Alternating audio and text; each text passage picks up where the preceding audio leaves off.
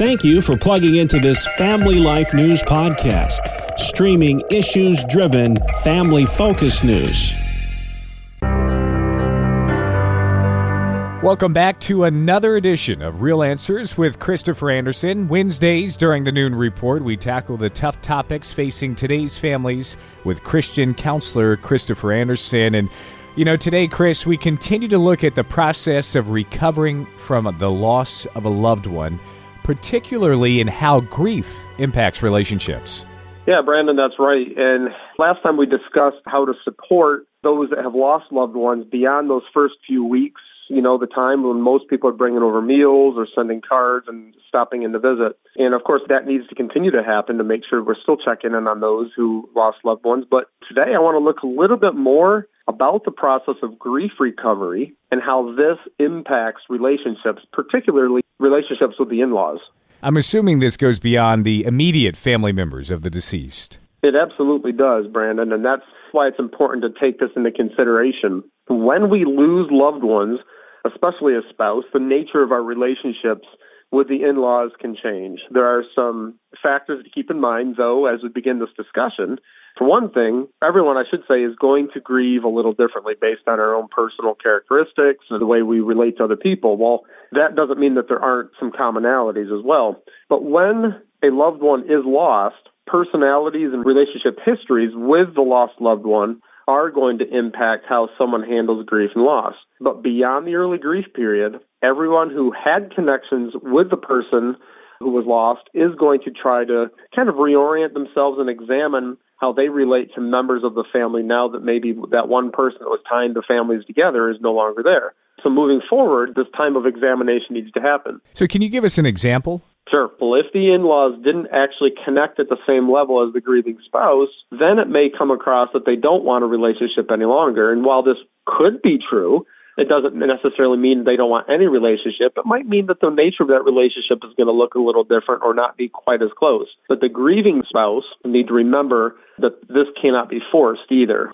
Also, if there's not a high level of reciprocation, that will make it a little different. If both parties aren't trying to keep involved, that'll make it very difficult. So if this doesn't happen, then the grieving spouse needs to be very careful not to take it too personally.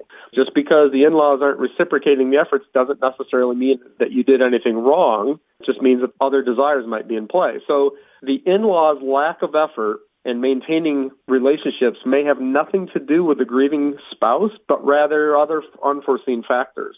Chris, what can someone who is in this position do to try to bring resolution? If you've lost somebody and you're trying to figure out what type of relationship and what level of relationship you want with your in-laws moving forward, then you might want to really just truly sit down and reflect and take some time to consider what you actually want.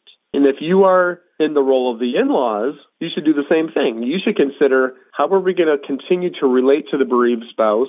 How are we going to keep them involved in the family? Because your actions as well as in-laws, or your lack of action, may have an impact on them too. But one thing that is really important is that even if your relationship with the bereaved doesn't continue at the same level, I want you to consider how you may need to help them through and talk to them as well about the holidays and what other events will look like, and other, let's say, anniversaries, birthdays, etc. And I know this sounds somewhat mechanical, but quite honestly, keeping communications open and going during this time is really important. I've also recommended that people actually set up times to discuss these things, especially if there are any strained relationships. What level of interaction do they want to maintain?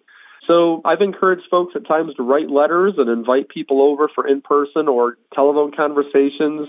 Tying up these types of loose ends can actually bring some conclusion to grief, but it may open up some additional grief that needs to be worked through depending on how these processes play out. Certainly sounds like it can get very complicated. It can, Brandon, but if you've lost a loved one and you're trying to navigate the waters of these changing relationships after the loss, remember that if someone doesn't treat you or respond the way you want them to, be very careful about automatically assuming that it's your fault, because it may not be anything that has anything to do with you or anything that you've done wrong. It could very easily mean that others are processing the loss differently than you. And if your loved one was the social glue or the activities planner in the family, etc., then things might look differently. But also, if you choose to write letters or otherwise directly engage our in-laws in conversations to some resolution, then I would also suggest having your support system in other areas, for example, at your church or in your small group, be there to support and pray for you as well, to be there for you in the event that your efforts with the in-laws don't yield the results that you want.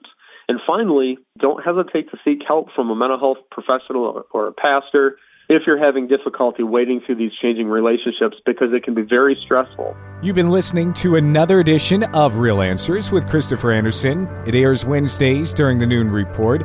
We tackle the tough topics facing today's families with licensed mental health counselor Christopher Anderson.